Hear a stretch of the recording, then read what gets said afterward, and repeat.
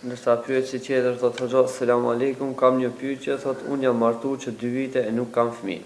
Burri jam po do me marr një grua, a kam thotë gjuna që unë rri me këtë burr që nuk kam fëmijë. Ri me ta mbasi ky po martohet, tregon thotë a kam ndonjë gjuna, thotë ju lutem, çka të bëj?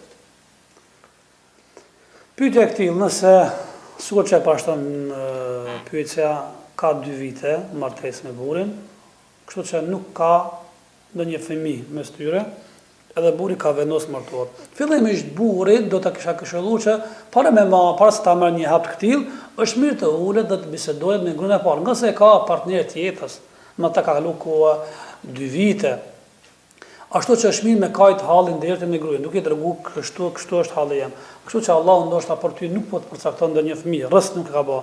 Andaj oj fisnika ime, e ti ki të njërë se feja islame në lejon një gjë tillë që të martohet më dytën për shumë shkaqe. Jo thjesht këto vetëm të martohet, po ja që edhe një nga lumturia e bashkëtorës është edhe me pas edhe vlat.